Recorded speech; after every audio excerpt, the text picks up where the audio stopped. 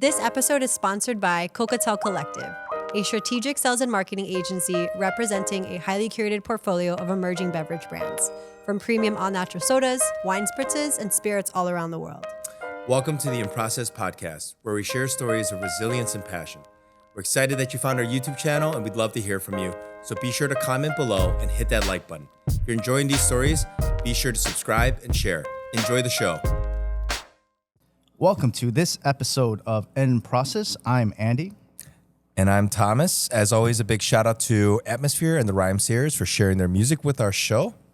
Today, we are super excited to introduce a good friend of ours, a 2023 recipient of the Michelin Bib Gourmand, also the owner of Tortello Pastificio here in Chicago. Please welcome to the show, Dario Monni. Ciao, ciao. Ciao, ragazzi. Welcome. And Thank you for having me, first of all. Can I ask right away, is it Pastificio? Bravo. Pastificio. Pastificio. I know, it's okay. It's all right, let's chef. do it again. Pastificio. First and foremost, welcome to the show. Thank you for having me. How's your day been so far? So far, beautiful. I love this place. I love you guys. So, can be better. Amazing. Just a little bit of traffic on your way here? Yeah, Chicago, Yeah, always. Where are you coming from? So, I was at Tortello this morning, do my deliveries. And then, I'm an Italian, full Italian. I do delivery. Not in You're that doing car, all the though. You got a truck. No, I have a truck. Not in the car. I don't want to do the car. I have a truck. I did the delivery, and then I come straight here. I grabbed some pasta for you guys because I believe. I love this. Can you tell us what we've got here? So we got a sample, some bucatini, fettuccine, so fresh pasta mainly daily, and easy, boiling water, salty water, couple of minutes, ready to go. And this is fresh. Oh, absolutely. So tortello is only fresh pasta. And can you tell our listeners and viewers on YouTube? Yeah. If you're just listening to this, you got to check out our YouTube channel because you can see what we're talking about here. But what can you describe what bucatini is? Wow. So bucatini, it's a very popular shape, I would say, especially in the United States. Everyone kind of know bucatini. It's a long shape pasta with a hole in the middle, which makes it interesting. Can I ask why is there a hole down this? Because there this is what I've wondered. People have said, what is the point of that? Because like sauce doesn't get inside there. Like why was that ever even a thing? I guess I don't know. To be honest with you, I think it's an interesting shape. Grab the sauce pretty well. Oh, okay. I guess some of the sauce go inside, and you have this kind of interesting bite. Oh, okay. The texture from the pasta outside, plus the sauce grab inside. So it's a kind of interesting. I'm pretty sure it became famous in the United States for some sort of advertising or something like that. There was a short of a bucatini back like a couple of probably a year ago, when pandemic hit. So nobody was able to find the bucatini, but we never stopped to produce them. I love that. And what sauce or pasta would you be making with? Like we talk about, it's a kind of shape that grab the sauce really well. Yeah. So I will definitely, the cacio e pepe. There you go. Yeah, that's what I've had bucatini the most with is cacio e pepe. Yeah, but I also love, my kids love with the bolognese sauce. Oh. They love it, and they make a little mess at the end, but it's a part of the deal. I always ruin it when I try to pronounce it, but I feel like my favorite sauce is alla matriciana. Yeah, that's an amazing sauce. How do you say this? Alla Amatriciana. Amatriciana. And the name of the sauce coming from Amatrice. Right, a village. It's a very, very small village. And when you go there, it's like everything is about the sauce. It became so popular for the sauce mainly, and then of course. Can you describe this sauce? It's a guanciale, tomato base, cheese. Everything you want. But the base is usually guanciale, tomatoes. Correct. A bit of spicy garlic, yes. Yeah. Some chili. And pecorino. Pecorino Romano. Pecorino Romano. Pasta. No, pecorino sardo is different cheese. This is Amatrice is from Lazio region, Rome. Oh, okay. And of course, they use every product from the region. I love that. Pecorino is one of the best, one of the most important cheese in the area. Yeah. For sure. I love that. Yep. Speaking of Italy, that's where you're from. You were born in Venice? So I born in a small town close to Venice. My mother, of course, Venetians. My dad is from the south, so from Sardinia, which is a beautiful, beautiful island on the Mediterranean. So I was very lucky because I grew up with a north and south influence. So I was able to see So my grandfather from my mother's side was a business owner in Venice. 1957, he owned a small shop. Yeah.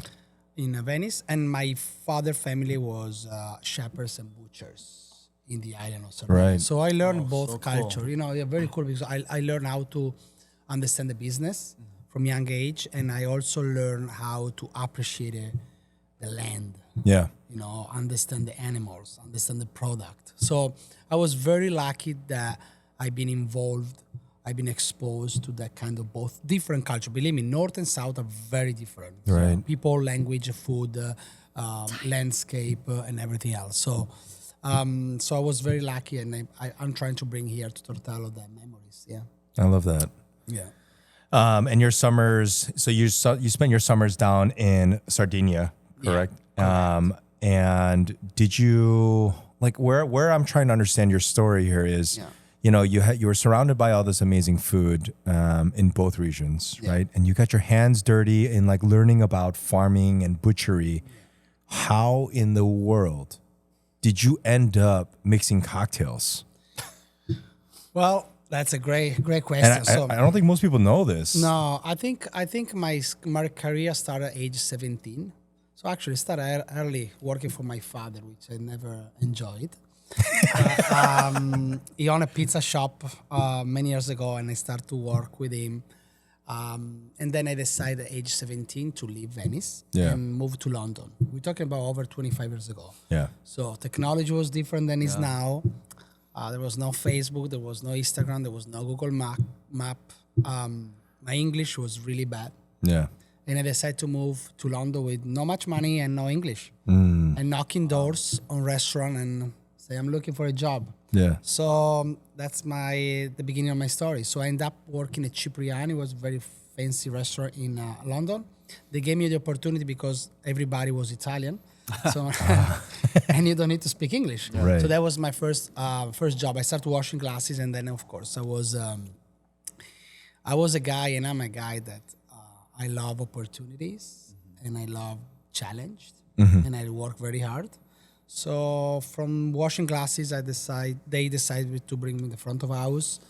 I understand the cocktail area, the beautiful world of cocktails. Yeah. I jump in the kitchen because I want to also understand a bit of the kitchen, the back of house. And I find out that pretty quickly then I enjoy most the front of house. And that's my career move. So from London, I was able to move in different other places around the world. I lived in Dubai. I lived in Canada, Montreal. Yeah. Amazing. So all over. Yeah. And then, you know, long story short is like I met my wife in London. Right. Running a Michelin star, 2012. And, you know. What restaurant? It's called L'Anima. It was in Liverpool Street, the financial district of London. And it was a very fancy restaurant. And then she was living in London. And, you know, the accent won. Oh, she was She was a customer. Yeah. And the accent won, and you know, I guess Her the story accent? is American accent? the Chicago one. She's like that American accent is so beautiful. Like it's from the Chicago. Chicago. There you go. You're like, oh my God, that's so hot. I love that. So 2016, you guys make the move and come to Chicago. Correct. The whole time you were here, was this from 2016 to the opening of Tortello? Was that like, I want to do this? Like, was that brewing the whole time? Oh, much before. So that was a dream. So probably I start to dream about. I want to say, I dream about open my own restaurant since I was probably 25. Wow. I'm 40 right now. Yeah. So, and I always dream. I've always this idea of the pasta shop and a restaurant because, you know, that's my culture. This is where I grew up. You know, you go to Italy, and so something that fascinated me is like the way that we grocer in Europe. So much different than America, right? So here you go to Whole Food, Mariano, whatever it is. By the way, if you go to Mariano, you can find my pasta. Oh. And you can buy everything. Yeah. So you can buy your vegetable, you can buy your meat, you can buy your cheese, you can buy your seafood. Right. In Italy or Europe, I would say, the way to grocery is so much different. So you have a butcher shop, right? You have a They fish shop. specialize. Correct. And that's the idea behind Tortello. So I want to open a pasta shop and a restaurant. I always call it an hybrid because you have the opportunity to get pasta by pound and the sauce, or you can dine. Yeah. So that's kind of, where I grew up. That's my mentality. That's my culture. Yeah. Like the marketplace culture outside of this country, right? I mean, that exists everywhere. It's like this idea that you can walk through even like a market or even through a neighborhood and find your specialty stores, Absolutely. as it should be. It should be, because I think also give you more like excitement of the product. Right. Instead to fill up your cart. Right. Yeah. And you feel like So romantic. you feel like the vendors filling a cart up. the vendors are so much more knowledgeable. Right? 100%. And more like this is all they work with, right? 100%. Versus a manager at fucking Jewel Osco. I'm nothing. With all respect. Yeah. No, I listen.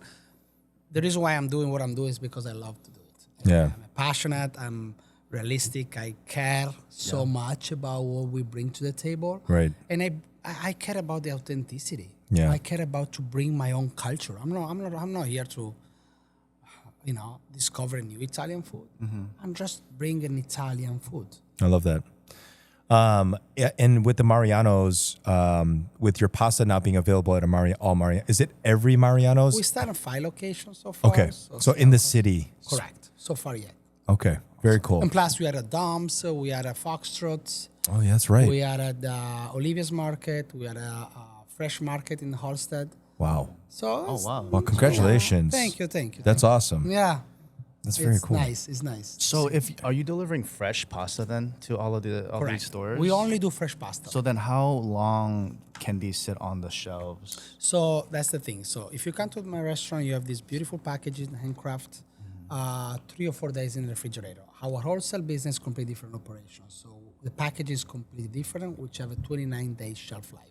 Wow. Without preservatives. Right. What I care about is like if you're reading the ingredients, Right. flour and water. Flour and water. Yeah. Correct. There is He ain't no lying. lemon thing. There is no chemical powder addition. that. There is no eggs. Yeah. There is no. That's what I. It's just different packaging. But Yeah. you do use eggs in your pasta Some of them at the restaurant, right? No, whatever you see here. Oh, okay. So some of the pasta has eggs, flour, and eggs. Some of the pasta has flour and water. And you give a shit about eggs. Oh man, are you kidding me? I'm sure. How do you yeah. know? Can you tell us Yes. the extent to which you've gone for So your something eggs? that I did at the beginning. Thank you for bringing it, by the way. I love this. And I mean, when I opened the restaurant, I did this project. I was so excited. I was almost Yeah. crying. I was going back home and said to my wife, "Look what I did," and nobody gave a shit. So thank you. So when I came to Chicago, I cracked an egg and I was like, "What's going on? What the fuck is What this? the hell is happening? Why the color, the yolk is so like pale?" Yeah. Right? And growing up in Italy, of course, the color is super bright. Yeah. So back to the date, I call that was almost 5 years ago, 6 years ago. I called my grandmother. Then she's not here with us, but she teach me a lot in life. So and I asked her, Nonna, what's going on? Why the eggs are so bright in Europe? And she started to tell me, the chicken eat carrots, tomato, all product Right. right on the. So I started my mission to go around all Wisconsin. Yeah. Farmers, and I say, you know what, I'm Italian, please, I want to change the color of the yolks. And a few of them look at me and say, go back home. Okay, I'm going back home. Until I find a lady in Wisconsin that she decided to get a challenge. So the project almost took like 7 months to Wow. take the final. So I remember we went there, we talked to the guy that was in charge of feeding the chickens and the diet. And I remember, how you say in English when you paint your home and you have this kind of rainbow of colors? There is Like a word. palette? Thank you. Yeah. So, and I remember point the color that we are and point the color that we want to be. Yeah. And we start to read about it. We start to understand what could change. And we realized then we adding some marigold, which is natural seeds flower. the Interesting. chicken feed. Yeah. So we start to do that slowly. 3 months later, the color probably increased, I would say 22, 23%. Oh. I wasn't happy. Yeah, it's not enough. No, right? So we decide to adding paprika. Yeah. And guess what? The color became so red, so bright. The chicken diet is get better, so they produce more eggs Wow. because they're healthier. Yeah. And guess what? We have the amazing eggs, and I care so much, and I love it so much. But it's a huge, like to your point, it's a huge part of my business, you know. Right. And I always learn, you know, you have 2 ingredients. Why fuck them up? Right. I love that. And can you tell us about the farm? Who is it? Yappy Hill. Yeah, it's Wisconsin. Don't ask me exactly Wisconsin because it looks like something very like a Tuscany. Yeah. But yeah, the lady was so nice, and like I said, we started this project and we keep going there.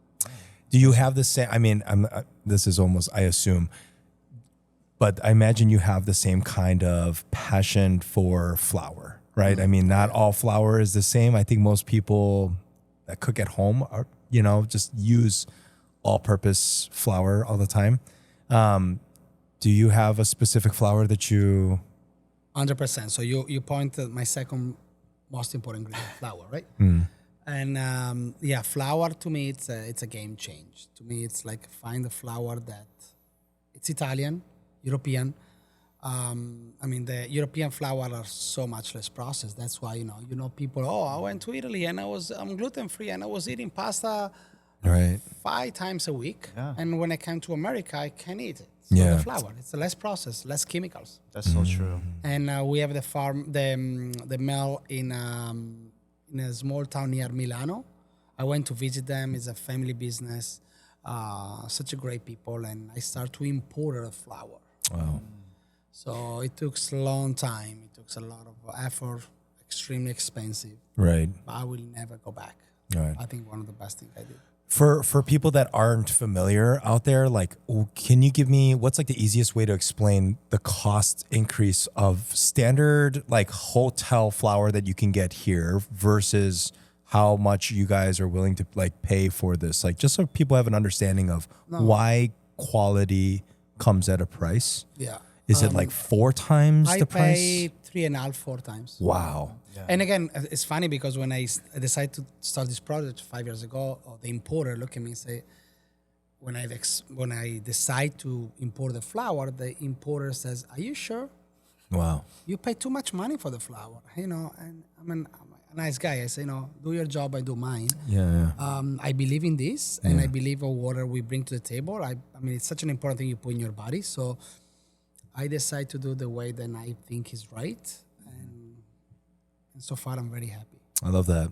And I feel like so much of what we do in the restaurant, there's so much thought, intention, you know, and focus behind what we're doing.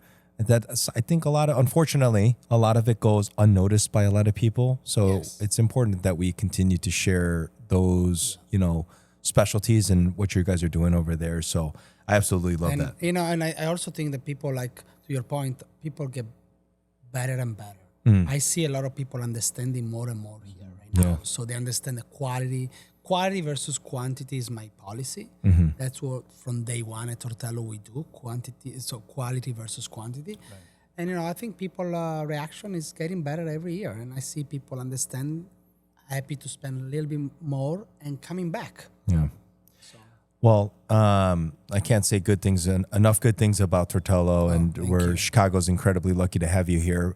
For those of the listeners that have not been there, can you give us like a elevator pitch, like quick? What is Tortello and what makes it special or unique? So Tortello is in Wicker Park on Division Street, 1746. What makes Tortello special? I think one of the things I love about the restaurant is that when people walk in, the smiles start coming on. Yeah. And that to me is, at the end of the day, look, listen, we are making food, right? And to me personally, bring a happiness to people. It's everything. Yeah. I mean, when somebody eat your food and happy, and leave so happy and so passionate and so, when we're gonna come back. Yeah. That's to me is everything. So when you come to Tortello, you feel like kind of transport to Italy, and that's something that I love about it. I also love the idea that there is a lot of families. We love kids. We have a lot of kids. There's something that I'm working on, like some sort of a education. Yeah. Let the young generation understand the quality of ingredients. I love that. That's to me something that I'm really into that. And I have 2 kids, then they are very spoiled on food. And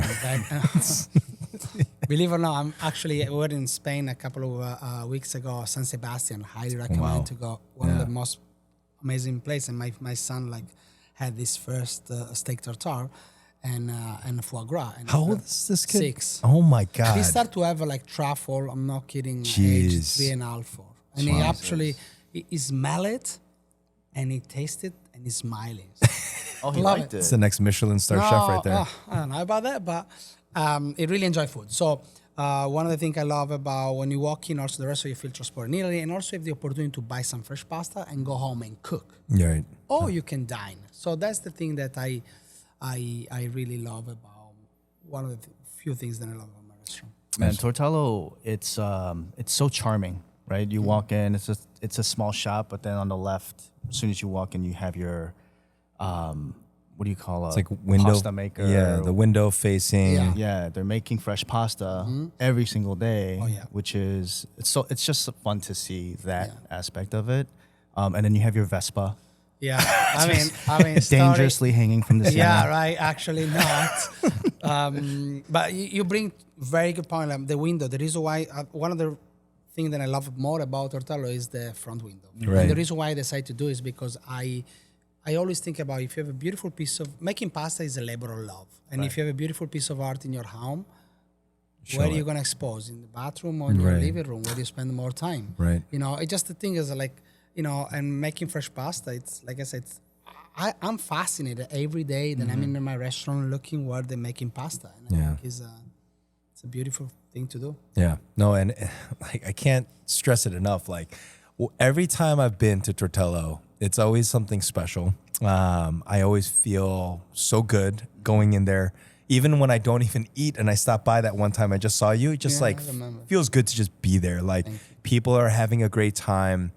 In the summers, you have this incredible patio with like music being played out there. It really really felt like I was back in Italy, like listening to music, enjoying delicious food outside, and just can't say enough good things about the That place. makes me very happy because I remember one thing I said to my wife before opening this restaurant. I said, I put everything I go here, but if somebody is gonna tell me one time that they feel transport to Italy, Right. I'm happy because I think I'm doing something right. And I think, bring happiness to people, especially in these days, Yeah. through our food, through our culture. For me, it's priceless. I truly believe in that. And you're also doing. I mean, there's so much. I can only imagine how much there is to keep up with all of the production side of things, the operation of a restaurant. But you also do like a lot of cool events at Tortello, right? You want to talk about like the classes that you guys? So yeah, that's we start since day one. The classes, we are the capacity is 4 or 5 people with the space. But of course, I'm working on a new project upstairs. So I own the building. So the second floor will be event space and pasta classes. When do you think that space will be ballpark done? So construction will start on January, the beginning of January, by 6 to 8 months. So my latest hope is the beginning of August. Okay. And then of course I need help to advertising that because Yeah. doesn't know. So Are you going to be teaching the classes? no, unfortunately no, because I have a lot of other things to do. But yeah, I can be a special guest. There you go. I have my amazing pasta maker, Alex, which has been with us from day one. Oh, I love that. And she's from England. She's very passionate and she loves doing that. One thing I learned about being restaurant owners, let people do what they love and what they're best to. I love that. Yeah. Instead of trying to squeeze and make sure that the pasta person does everything else, Right. Yeah. Right. If she love it, then she's good. Yeah. Right. That's what I throw. The classes though are still going on right now though. No. Yes. Oh yeah. Okay. All year we sold out, but we're gonna release until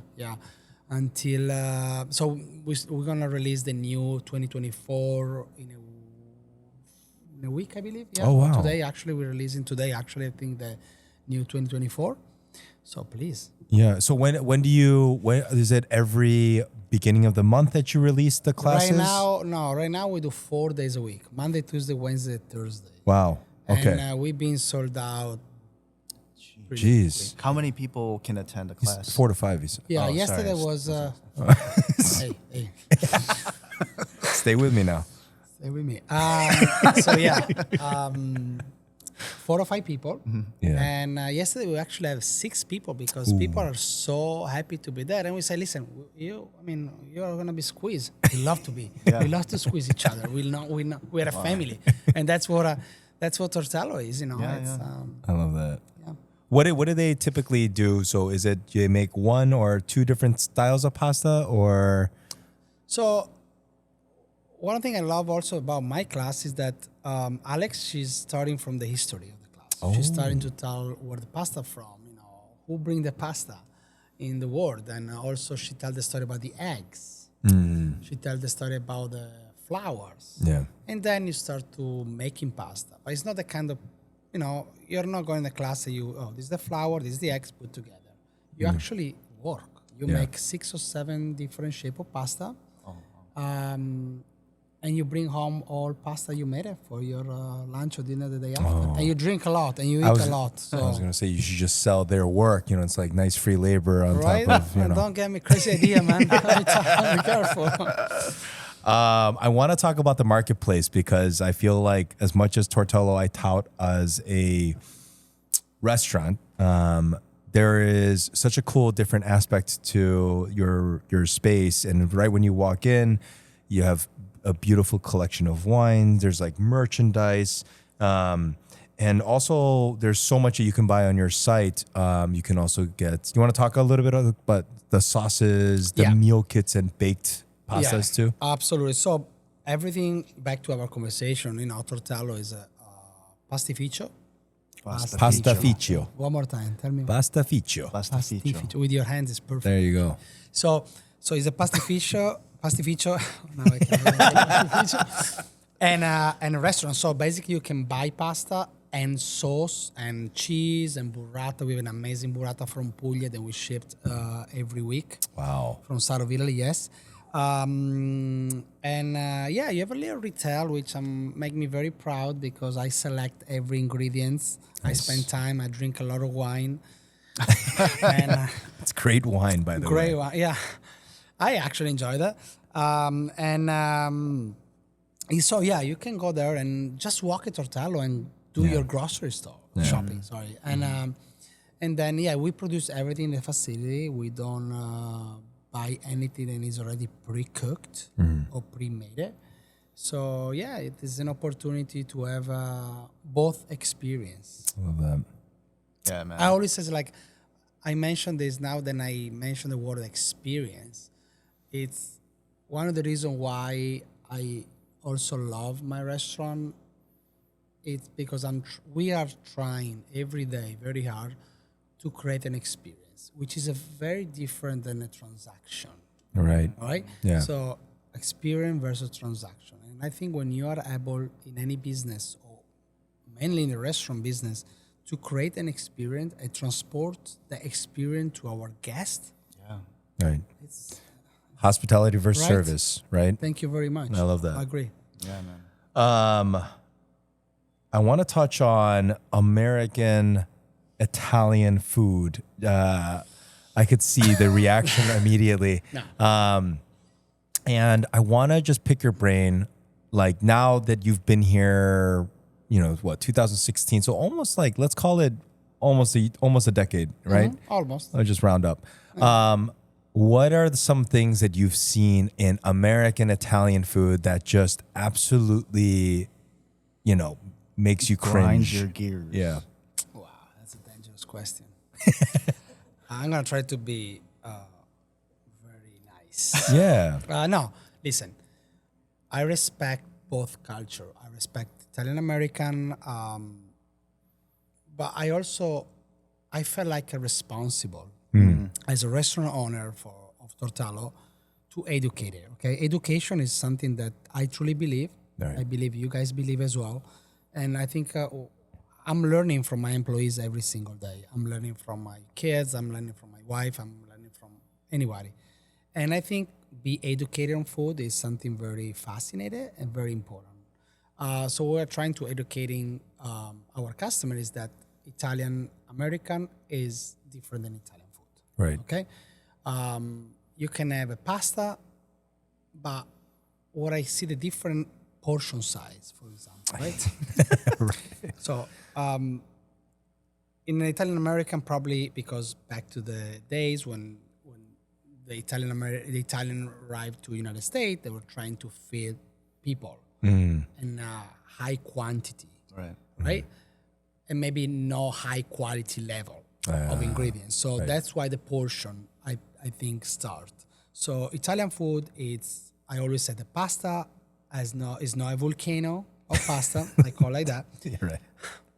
I already described the tortello pasta as the protagonist of the movie.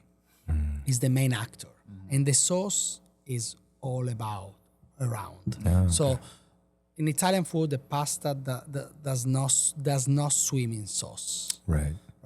It has to be a very different ratio between the pasta and the sauce, which I find in Italian American probably the opposite direction. Yeah. No. Which is Lots of pasta, lots of sauce. A lot of sauce. Lots of sauce. A lot of like the meatballs situation, which is another interesting topic. Bigger the better here in America. You said that. Yeah. For the last decade of my life, if I've ordered from certain Italian restaurants here in Chicago, I always have to write easy sauce. Yeah. Otherwise, it's Light in just sauce. it's just too much. Yep. Like where? We'll leave them. It's a dangerous Yeah. guy here. It's like trying This to, guy's just trying to burn this thing Right? down No. here. but no, honestly, at the end of the day, Yeah. I respect both culture. I think Italian America is a great culture, but like I said one more time, I feel like responsible to educate it. It's Yeah. different because I grew up with the culture. I mean, we didn't have the pasta swimming sauce because we have an amazing tomato. Why adding stuff? And also think like ingredients. Like I find that when you have the gray ingredients like a tomato, Right. you don't need to hide with anything else. You don't need to add sugar. You don't need to add anything else. You don't need to add cream. And that's my point. Buying a good ingredients. Yeah. Make your life easy. Yeah. So much easier, so much better. It's easier to digest, and every tastes better from my perspective. Can we talk tomatoes for a second? Is it true that volcanic soil does that produce the best tomato? What's the famous San Marzano? San Marzano. Are those all come from a specific region in It's Italy? in Napoli, Napoli. Campania region. Is that the best? It's very hard to say. I'm sure every region is it's- like we have the best. Like you said, What makes the best tomato to you? a great balance. When it's not too sweet, but it's also not too sour. It's a texture as well. So you can find some passata, which you don't feel even the tomato, where you can find this Samarzano, which are big chunks of tomato. So it all depends. Listen, tomato is another huge conversation. People these days, people think that Samarzano is great, but also the article said that it's not correct. Oh. Sometimes people say that better other kind of quality of tomato. So I think it's everything you can say one is better than others. It's all like a flavor tasting, what you actually prefer. Yeah. Can you share what you prefer? Sure. I prefer some tomato versus other in some different preparations. If I have to do for example, spaghetti al pomodoro, One of my and fresh favorites. basil, I use Samarzano. If I want to do like a puttanesca sauce, I use another beautiful passata from Roma. So it all depends, of the palate that you're actually trying to please. I love that. That's I my never, point I of never view. think of it that way, and it's such an interesting, just like you would think. Well, tomato, like it's in every sauce, right? Like it's just like So you that's just where find the that best saying one. comes from. No, yeah, I mean it is now. Also, talking about pizza, what's the Oh. best pizza? I mean, I prefer the Roman style, Yeah. but many people love the Oh. Napolitan style, Right. and that's very personal. I just like I don't Did you think, grow up with Roman style pizza? I grew up not with Napolitan pizza. I grew Okay. up. My mom used to make this pizza on the teglia, very crunchy, and I love that. And then when I, of course, went to Rome, Roman style is crunchy, Yeah. on the bottom. That's what I prefer. Is there a Roman style pizza place in here in Chicago that yeah. you like to go? I like to Bonci. Ponchi. Yeah, That's the most Roman style, authentic than I can find. I agree. I love that. Yeah, big shout out to Ponchi because Bonci. love that place. It's Yeah, fantastic. Bonchi's I great. agree. The eggplant is good. Do I actually had a question about your restaurant as well. Where does Tortello come from? The name. What inspired you to name it that? All right, so there are two versions. Not two versions, two answers. The first one is I was trying. So first of all, is the shape of tortello is the main dish that our tortelli fresh with the burrata cheese, which is it's a dish that I dream about it, and when I dream about food, yeah. something click. Yeah. Personally. And before I opened the restaurant, I was thinking about a name, and I love this dish so much, so I built our restaurant around the name of Tortello. And I also thought Tortello was an easy pronunciation Yeah. for an American, because sometimes you Smart. put a name and nobody everybody destroy my name. They call me Mario, which drive me crazy. But you know what? I give up. No, I'm sorry, God. No, Everybody call me, my- Mario. Jesus. Why? So that was my nightmare. Oh my god. And I said, please, I need to find a name that actually Yeah. people can say right. Yeah. So that was I and love of that. course the dish that I highly recommend to try. It's our tortelli. It's a big tortellini size. That we, of course, we make daily, and we fill with this amazing burrata that we ship from Puglia Yeah. every week, and we serve with homemade butter. Homemade butter. We made the butter in the house. Jesus. Wow. I'm crazy. I know. That is. Sorry. I love it. It's delicious, by the way. This dish, this thank you. signature dish. Wait, so how much butter are you making? I'm not sharing the numbers, but it's a lot. I'll tell butter. you. I'll tell you what people need to go to. Jesus. To go. I mean, this is just me. I don't know if it's still on the menu, but the focaccia that you guys Of course, have, it's never gonna go. I fucking love that dish. It's so interesting because at the beginning I love the focaccia and I thought, well, it's interesting for me. Think about when you go in the restaurant, the first dish you eat because you're hungry or because you're excited is something that is stuck in your head. And I was thinking, oh, is that focaccia good because it's people is the first thing they actually have it with the ricotta and honey, I see. or because it's actually good?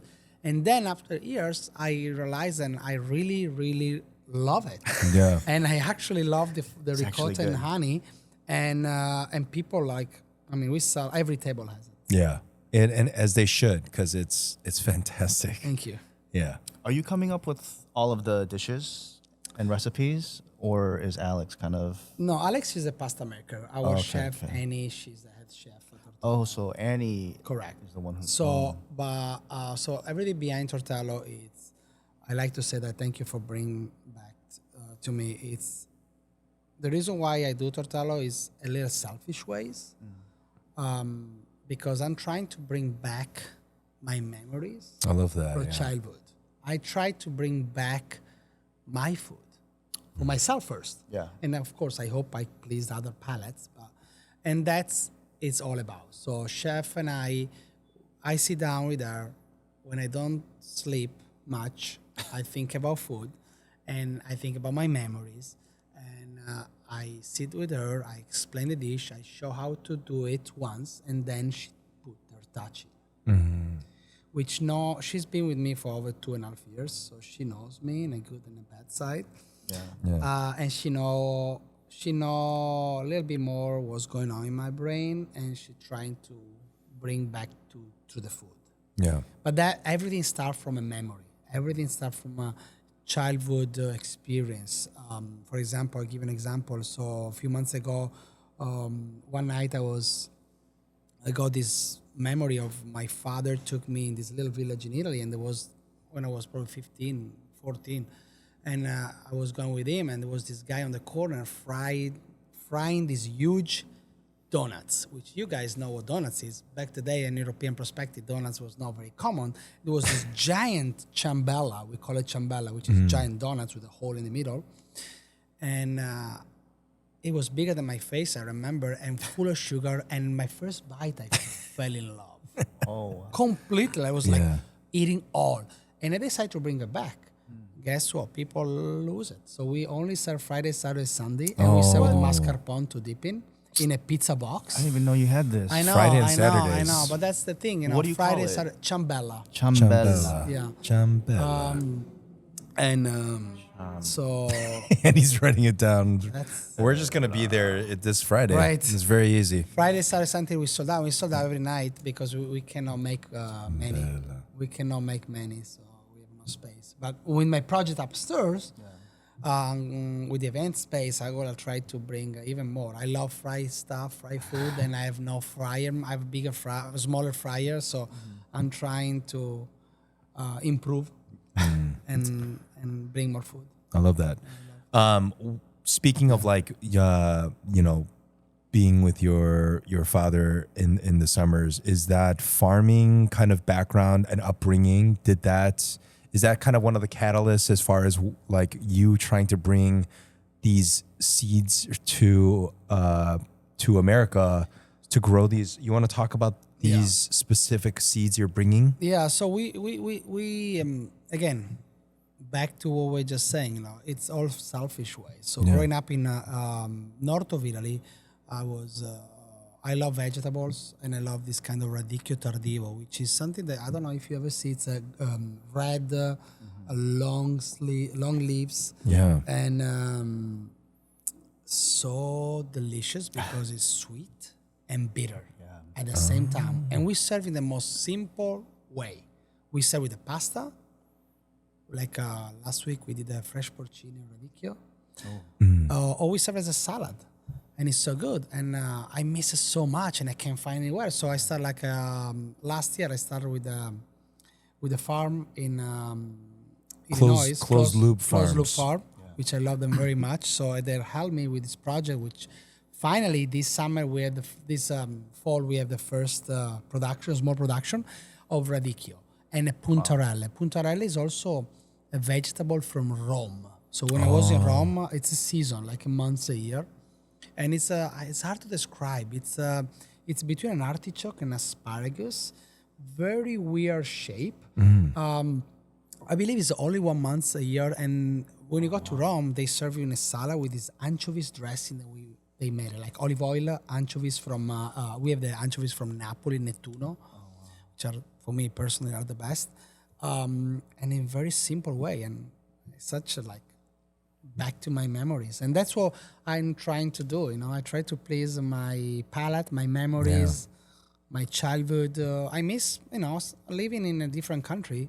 Yeah. I miss my culture, I miss my language. So I'm trying to bring to me as a memory. And I feel like I love Chicago so much. I feel like I never felt uncomfortable. Everybody welcomed me as an immigrant extremely well. Yeah. And that's one of the reasons why I also love this city. I love that. There is you want to talk about the community that Chicago has? Because the community of Chicago is fantastic. Oh, I love that. And again, I could not be more lucky to pick a city as a Chicago to open my little restaurant. It's a very special city. I think we talk about it, all the time. I've worked and traveled in other, major hospitality cities in this country. And, I know that like in other cities, it can be a little bit, overly, almost hyper competitive with each other, very dog eat dog, as they used to say, right? It's just like this idea, like here in Chicago, I just feel like there's a community that's like, we definitely support each other. We uplift each other. and we celebrate each other's achievements, and it's so incredible to see. And I can't tell you how happy we were when we heard the news that you received the 2023 Bib Gourmand. It's amazing. Yeah. So thank you. No, I agree 100%. I always said to people that ask me the question, why you feel comfortable here. I always bring the example of when I was living in London. I was working in this nice restaurant, and next to us there was a bakery. I was 23, and I was general manager of the restaurant. And I remember my chef says to me, Dario, can you go next door?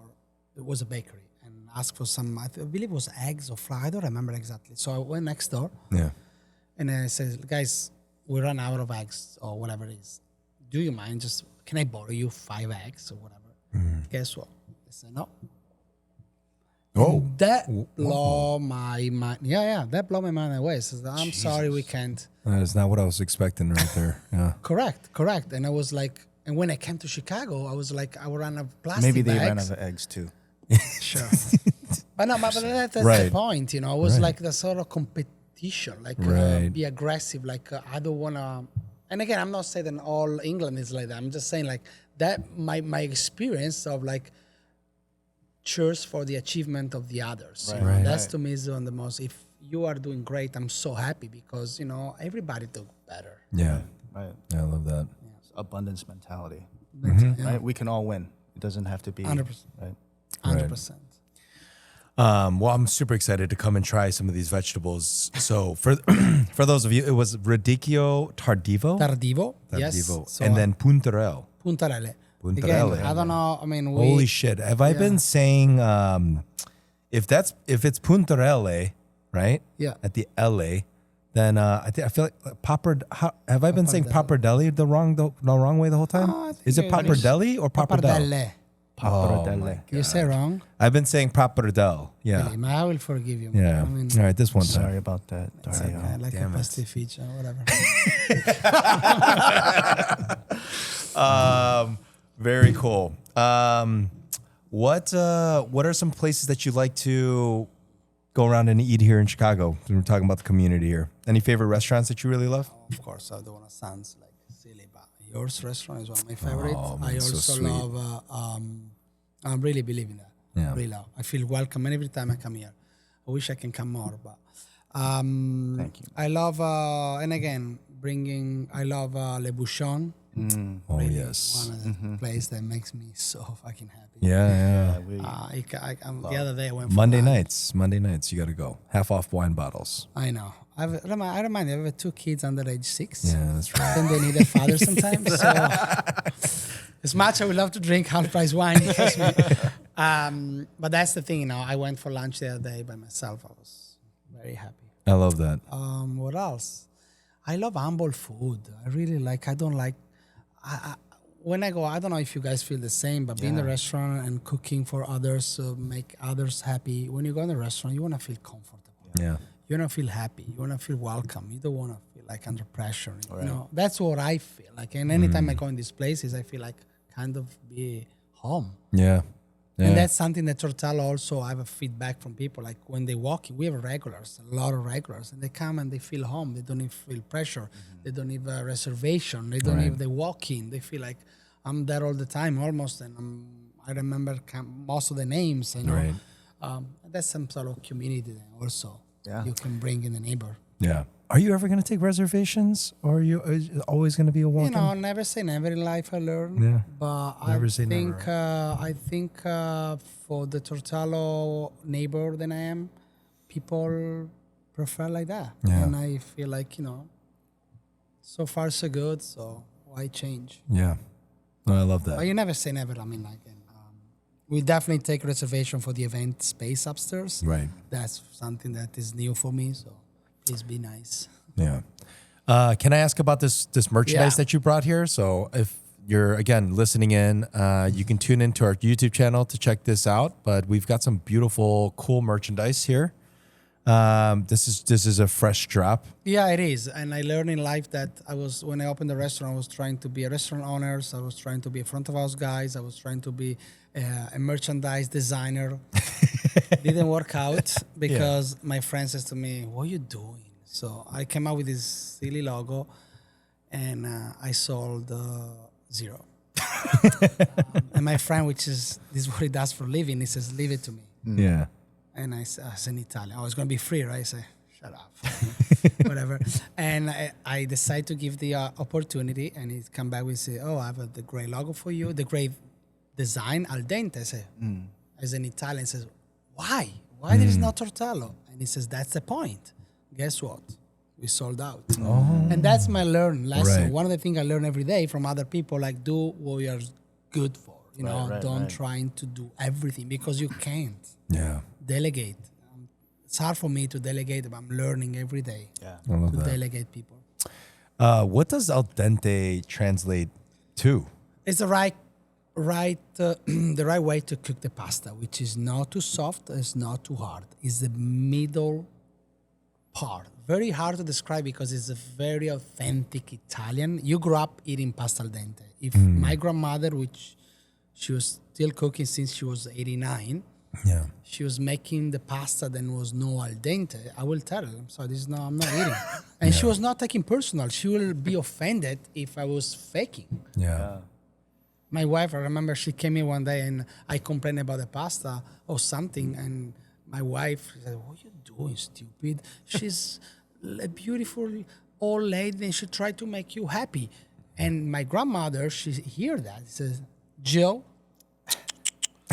if he was faking me or tell me that was not right, I will be offended." Now I respect it. So that's the kind of culture. So cooking the pasta al dente mean like cooking the right texture. Yeah. Is there a direct translation? Does dente mean something? Dentes mean the tooth. Like that. So al dente. What? What's Right? al? So Ala, it's a little toothy, maybe. That's what it means. yeah. I mean, you can. Yeah. Feel, no. I mean, honestly, It's probably like it's probably lost in translation a little bit, but it's like with a little bite or something like that. Correct. You know, Thank you. Yeah. which is so funny. It's like my whole life I grew up. My earliest experience of Italian food came out of a can, right, called Chef Boyardee. Like that's unfortunate, and the reality that most people, outside of Italy, come up and experience, that is pasta, and the idea of like, I remember when I was like learning how to cook at a young age, you would test the spaghetti by throwing it on the wall. And it was like, do you remember this? Like, this was a thing. This is how they taught people how to cook pasta. It's like, throw it on the wall, and if it's stuck, it was ready. And it's like mushy. It's fucking mushy pasta, I mean, kind of makes sense. Yeah. Maybe I can try to start trying pasta in the restaurant. Teacher cooks. But no, your point, like, understanding, it's a huge difference between fresh and dry pasta, Right. from my perspective. I mean, but it's not only of the texture, it's on your body. Like when you eat fresh pasta, and we serve 115, 120 gram per dish. So it's the right amount of pasta. Yeah. You don't feel bloating. Like your stomach is not bloated because the ingredients. Right. And again, I repeat myself, quality versus quantity. That's a Right. huge policy of the Can we get a conversion on that, Andy? What is the 152 grams? Is that like how many ounces is Like that 4 for? ounces. Oh wow. Yeah, something like that. Okay. Yeah, so it's not 4.5 like ounces. Yeah. I mean, well, like, so unless you've That's a been good amount to, of pasta. yeah. is it But it's not 4 like ounces? yeah. That's a good list. Yeah. I'm thinking meat, and I'm like I'm looking at a meat, so it's- very different, but It's different. yeah.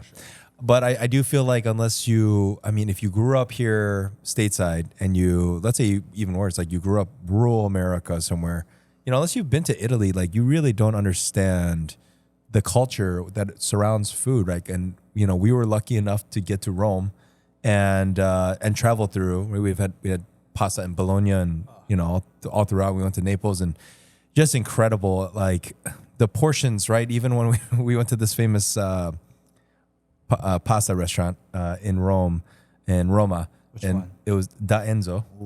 Have you heard of this place? No. I mean, it's So good. it's very so, good, so good. but again, I feel like we're about saying No, that. but I'm sorry. No. You probably know better. But No. we waited in line. The line was, it's long. it opens at 4 It or opens at 5. like 4, but the line is out there since 2 hour wait 2 o'clock from probably opening. or something like that. Yeah, it's insane. It's a small spot. It's like 30 seats or something like that. Okay. Yeah. It's a beautiful little restaurant, but the point was like when we went there, we were so excited. We've now waited in line for I think an hour and a half, and just drinking. I think they were serving like spagliatos or they were serving like something for the cocktails for you to wait in line. But like by the time I got sat down, I was just like, I want to try everything, and but you can do that a little bit more in Italy because the portions are so much more managed, right? Like when we ordered cacio e pepe, it's not like this American size, ridiculous volcano. It's But that's the point that we talk about at the beginning. It's just portion size is one of the main things. Yeah, absolutely. And I love that you can do that at Tortello as well. Like you can go and try a variety of food there, and it's just, and you don't leave feeling like you said, like bloated and gross. Like it really does make a difference. And I feel like it's hard to understand that until you've really experienced it for yourself. And that's the part of the education that I'm responsible. It's just like it took time for Tortello to be what it is now, and it's like education. Like I still have some people then they are they're expecting a different thing. But at the end of the day, one of my policies it's like I can't please everybody. Right. We can't, and I personally don't want to go down a compromise. My culture is my culture. And that's what I'm responsible. And that's why Chicago is great. I mean, there is so many, it's a melting pot. There is so many culture here. Yeah.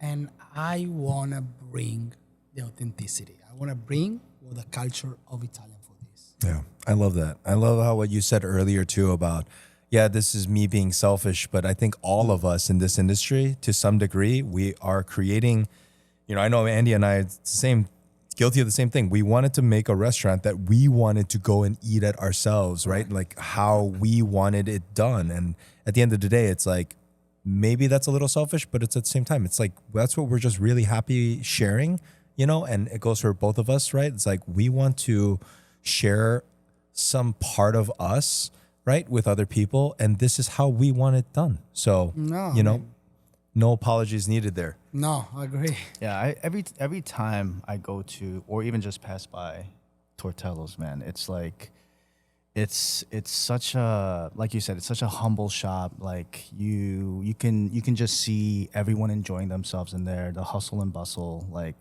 and then because we're lucky enough to travel Italy. Yeah. Like it's like it is fucking authentic, And it is. It's like the closest thing to that experience that I've had out there. Like nothing. Thank you. Really, nothing compares. I was literally saying like, there's not. I'm not gonna say anymore, but it's. Somebody was just asking me this literally yesterday. Mary's friend was like, "Oh, I went to this restaurant," and I was like, "She's like, well, what do you think about it?" I'm like, "It's good, And she's like, where do you like? And I'm like, there's no question. It's Tortello. Like if I want that experience, it's your restaurant, and I feel like I always say that, but I feel like Chicago's so lucky to have you and your restaurant here. Right. And it's like right there off Division. Like it's a beautiful, especially in the summertime too. Like I just can't stress enough. Like it's just a beautiful street to be like everyone's walking up and down the street. It's like it really feels like you are transporting somebody back into Italy, and like that idea of like a lively street and people are sitting out there and you got this like guy playing the violin and it's beautiful and it's like you got the lights all set up. It's just awesome. And that's it really the point is. again. Experience versus transaction. Right. I'm Italian, I love fashion, I love good stuff. So when you go, one of the most famous brand, Louis Vuitton, right? And everything is made by hand. There is a handcraft behind. There is a culture of caring of the ingredient of the leather, caring of the marketing, of course, caring of the product. And it's a reflection. Fashion and food go very well together. I mean, in my next life, I want to do open a fashion shop and a pasta shop. You never know. You never know. You know what I mean? It's like facials and pasta? Fashion. Fashion, okay. Yeah, it's the Italian accent that sometimes doesn't work. Like, whoa. I was like, that works. But you know what I mean? Fashion and food are very similar. Yeah. Think Is about that your like, next project? You never know. No, I don't know. Do you have another project coming up? So yeah, upstairs. It's so his fashion Tortello. line. It's, Dario Monni. Dario Monni. Dario Yeah, Monni. sure. It's like next to Louis Vuitton. So Yeah, but no, but my point. You understand my point, right? Right, It's like absolutely. the handcraft of the no, yeah, 100%. quality of the thing. So I before we dive into these listener questions here, I wanted to ask one last thing about what is some food that you've you've explored, right? Something new that you've never had that you were like, I'm sure you've had some disappointing food, right? Like here in America, but is there anything specifically that you're like, fuck, this is so delicious? Like it's just like a guilty pleasure is what we call it. wow, maybe I can ruin my career when I say this, but I think we grew up. One of the questions I saw now when you post the Oh, the questions, yeah. interesting question that it was your childhood Favorite. Yeah. and I grew up with in a very humble family. Okay, so pasta was always available. I love fresh peas. That's one of my things. And there is this in Italy we call a sottiletta, which is the craft cheese. Oh, Okay, please. like Okay. like craft This- singles. yes. Like when you put in a sandwich. Yeah, squares. yeah. Yeah. Yeah. And please, this probably is gonna ruin my career, but that's something that I like to share because. And when I was younger, I was putting. My mom used to make me this pasta with peas, and on the bottom of the plate, I used to open this fake cheese. Yeah. Oh and my gosh. put the hot pasta on top and melt down. Oh, yeah. Wow. And that bring me back to mac and cheese Yeah. idea. And that's something I think everybody has this kind of food that you want to eat Guilty when pleasures. you're, Yeah. when you're sick or when you don't feel well or when you're stressed or when you are like disappointed. drunk.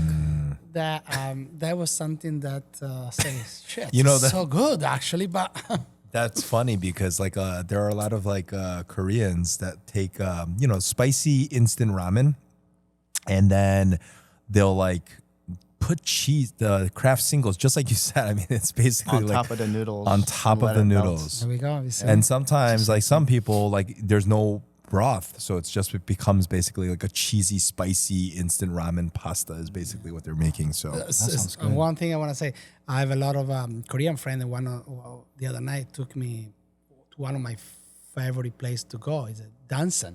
dancing, yeah. And my friend Sam introduced me to this cheesy.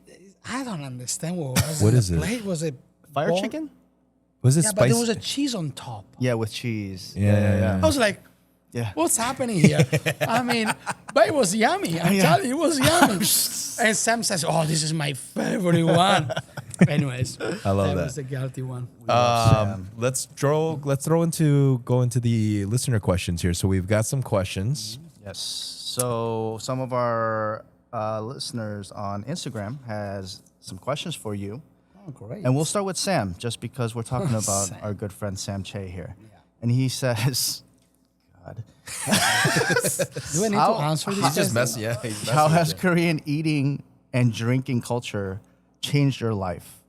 And do you have any favorite spots in Chicago, which I think you've answered? So, be with some friends that are Koreans and introduce me to Korean food. One thing I've noticed that I feel very similar to my culture is the hospitality. The way then I like serve my guests. Like I like make the plates for them. And I Yeah. felt like the kind of you tell me if I'm wrong, but was Sammy was serving the soup for me. Right. That kind of hospitality respected Right. for the guest. Right. That's something that I felt very similar to my culture.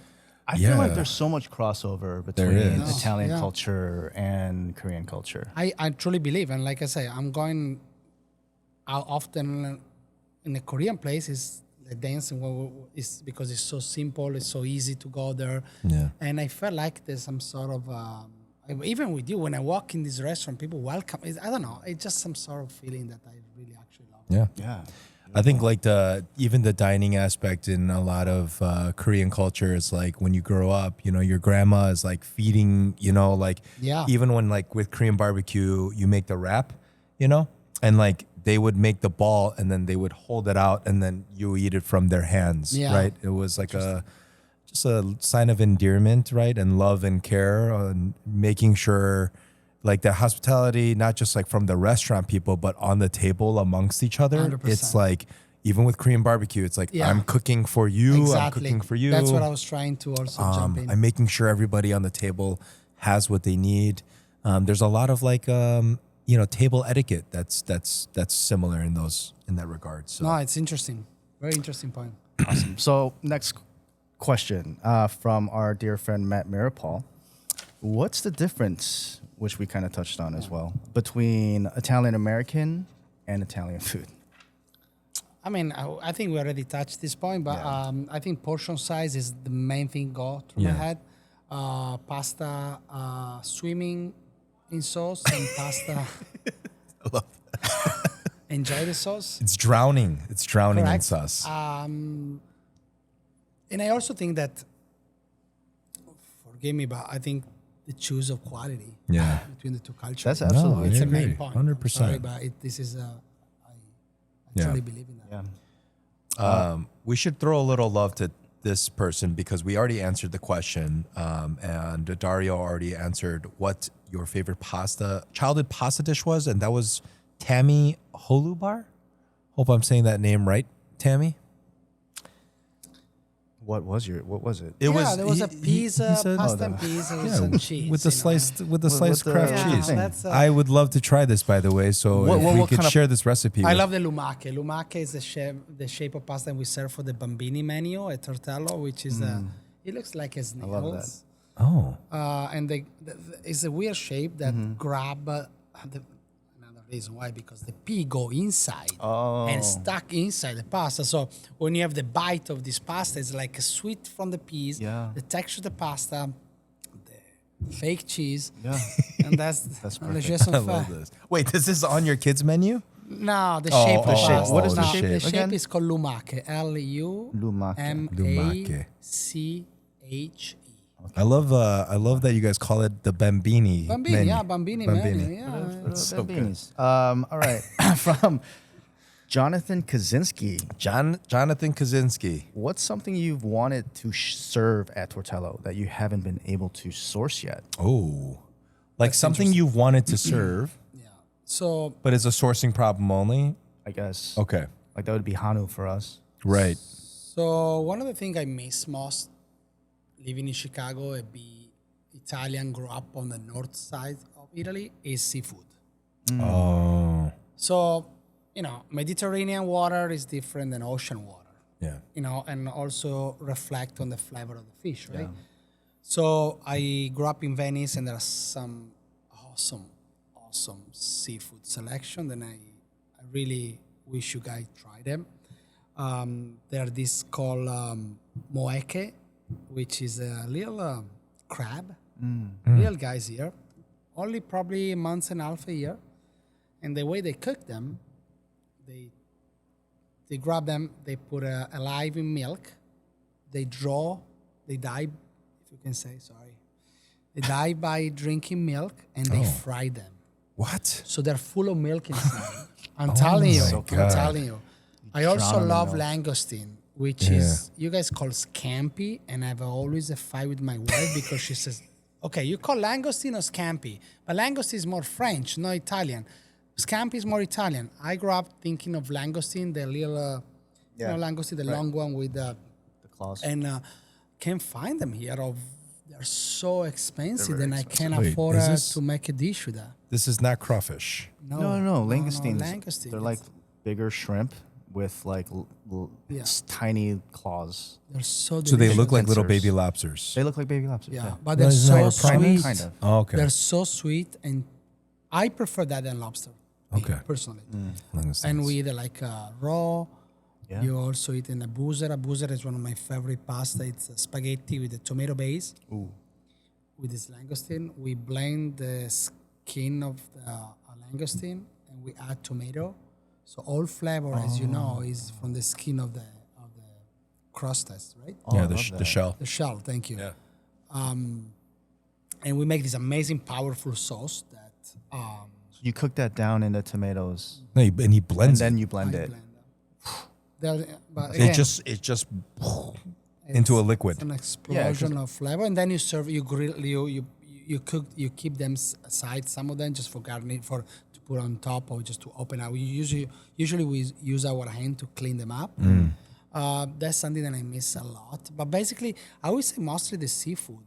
Yeah. I can the European Mediterranean seafood. God, Can find makes me want to go like tomorrow. Let's might. go to Venezia. Yeah, let's go. Maybe Let's we do go. a What are you doing podcast here? in, Oh my in God, Italy. that would Yeah. be Look at the lady is amazing. so I know. happy. We gotta get sponsored though. You know, there. I saw this one thing. I saw this one thing in Venezia that's very See. popular. Can you? It's like a street. It's like a bread Cicchetti. cicchetti. Yes. Can you explain for anyone that doesn't know what that is? Okay. It just I want that here. Yeah, and that's whenever was I can get one it. of my project that Ooh. I was thinking about. But also, it's a culture. So, like aperitivo, the happy hour in Italy, it's very hard or almost probably impossible to bring in America, just because it's a different lifestyle. Right. People finish at 5 o'clock. They go to the bar. They enjoy the drink. They have a food. So cicchetti is a street food. Yeah. Born in Venice, especially back today, it's been done from the fishermen's coming back home I love that. and having a little glass of wine, which we serve at Tortello, which at the beginning people think, oh, this is a small quantity. Now they love it because it's authentic. And drinking a spritz or white wine and having something to eat. Right. So it's I describe. I was actually in San Sebastian and I find that kind of pinchos. Oh, okay, that's I right. describe pinchos as a combination of cicchetti and tapas, much elevated, like food elevation. So is it bread? It's It's a piece of bread. slice of bread, and there's just a lot of different toppings on there. I'm It so could be confused right it now. could be like sliced meat. It could Oh, be. I mean, what are Yeah, some of the most popular anything. ones? so So- it can be topped with whatever. It's a Correct, style but of- imagine you Open walk in face these sandwich, little toast. shops in Venice, and there is this like 11-foot like long counter full of cicchetti, and everyone is different. As with some langoustine, they do like with the anchovies, they do like with mortadella, we Yeah. do with anything, and it's you can have your dinner there. Yeah. It's like a meal, Yeah. and it's €1.50 each. That's another Man. Jesus. feeling area. Yep. Yeah, I can't tell you how much I miss just eating How affordable everything. so is. delicious. Like the most delicious I food agree. in Italy, and it just doesn't cost as much as it does here. I agree. You know? Even, you want to talk about wine? All the time. I know, man. I know the wine. Okay, we have a couple more questions here. Let's do it. Anjoleen. Anjoleen, would you like to ask your question? I would. Okay, so it's a two-parter.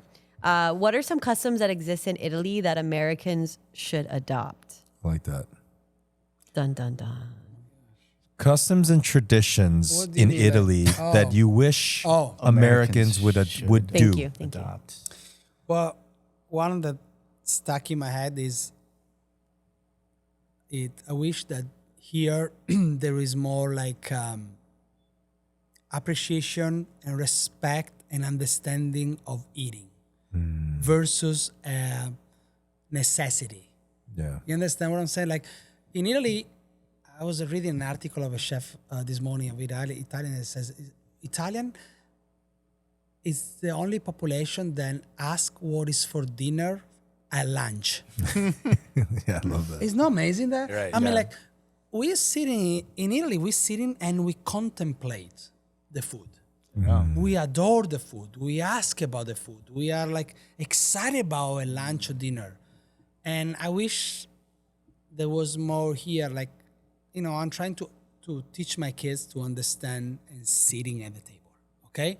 No iPad, no phone, and trying to spend like family time, friends time. Yeah. And that's bring together the idea of like, food is not only necessity, is not a necessity, is a culture. Yeah. And bring people together, bring happiness together, bring a conversation together. It's more than making food. It's more than making a plate of pasta to me. You're making experiences. It's experiences, you know, and it's a culture. So that's something that I wish was more.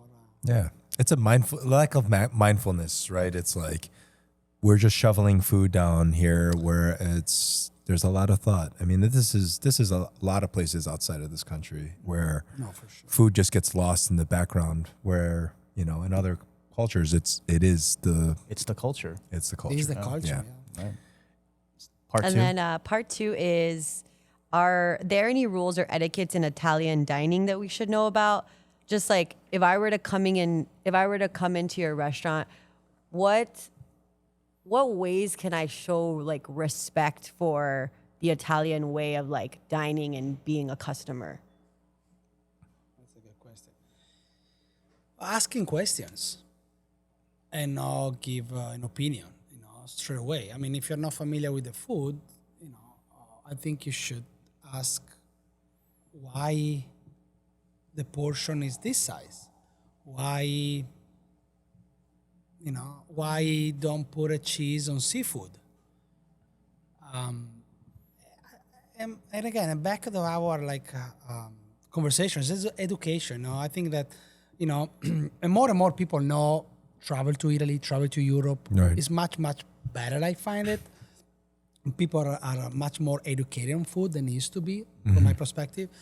But yeah, I wish there was more question, understanding. So tell me why you're serving the pasta in this way. Why you're serving the salad? Why this salad go with anchovies dressing? Why the cooking time is al dente versus overcooked? So there is always an answer behind. So I wish there was more education and asking question. I love that. And our final question from Kendall Sherwood. What is the most difficult pasta to make? Oh,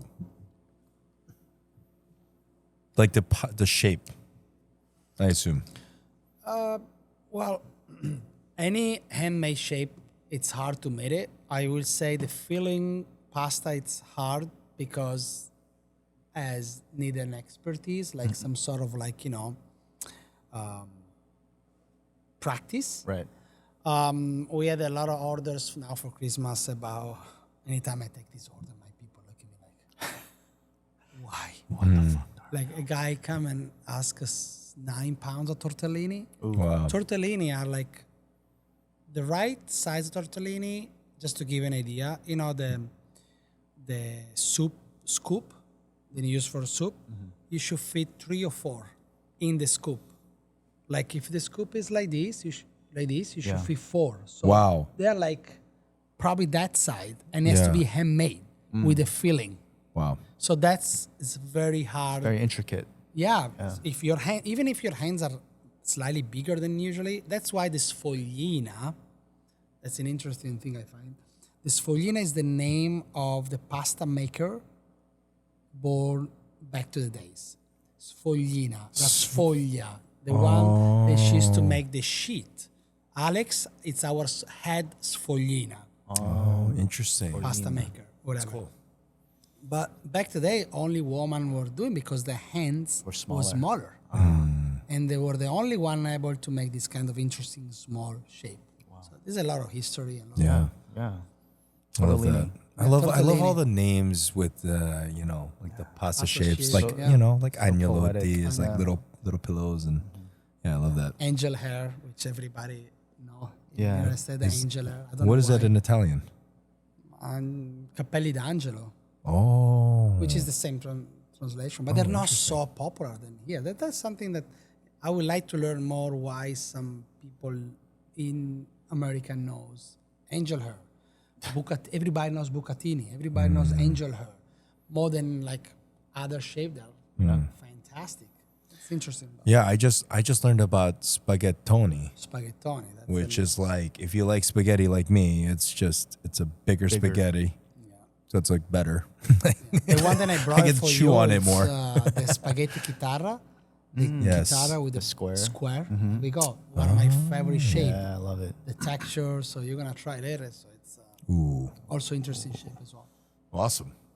We do have a little sponsor beverage from Cocktail that we're going to go ahead and provide for you. And if you would like to enjoy this cocktail with Dario, it is called Everything Grows. It's the name of the cocktail. And it features, here you go, beautiful. Kuro Dark Gin. So you got 1 ounce of Kuro Dark Gin there, 1 ounce of Reinhall Reserve Pear Brandy, Reinhall being from Chicago here, as well as 1 ounce of Leatherby Pear Cordial, and 1 ounce of rosemary liqueur with just a 1/4 ounce of simple syrup. And you can go ahead and just shake that with some ice and enjoy. So I can't wait. Thank you very much. awesome. Some information for our listeners so they can follow along with some news and updates with all things Dario and Tortello. Your Instagram for Tortello is at Tortello_Pastificio, Pastificio. Do you want to share your personal Instagram? Yeah, it's my name is Dario at tortellopasta.com. Love that. And the website is going to be www.tortellopasta.com, and you can find a ton of awesome shit there. So please go and visit the website. He's got merchandise. He's got sauces. We didn't even touch on the baked pastas, but I'm probably going to come by and grab one of those too. I assume you just throw it in the oven? Is it like we made it daily. We need a little bit of notice because, it's high volume right now, especially for Christmas. Ooh. But yeah, we put in the oven 15 minutes, 1.5, Oh, wow. 350. That's it? Yep, we made it for you. that's We make fast. your life easy, man. I love that. And then last but not least, if you want to reach out to them and email them about any potential events, maybe Yes. after August. Yeah, info at tortellopasta.com. So you can find, we do our best to respond to all of them, but, be a little bit patient and we're going to make it happen for you. I love it. Well, once again, Chicago's incredibly lucky to have you and Thank you for Tortello having here. me. We love that. Thank Ladies you. and what's that? Do we do advice already? Oh, no. The most important question of the day. This. That's interesting. Love it. So the question is this: if you could share some advice with your younger self, right? What would that advice be? That's a big one. At the end, you save at the end. Yeah. But it's something about the business or in general, No, in life. life. Yeah. Read more. Oh. I grew up in a family where reading was not a big culture. And I blame it'll be my mom. I hope she's not gonna listen to this. Mom, I love you, but read more. Reading is a beautiful thing that unfortunately I'm trying, but it's hard when you get older. Right. Like you're learning to ski when you're 40 or 50. It's harder than when you're learning to ski when you're 15. Right. But yeah, read more. That's love my that. first thing. That's the first time someone said that one. Ladies and gentlemen, Dario Monni. Dario.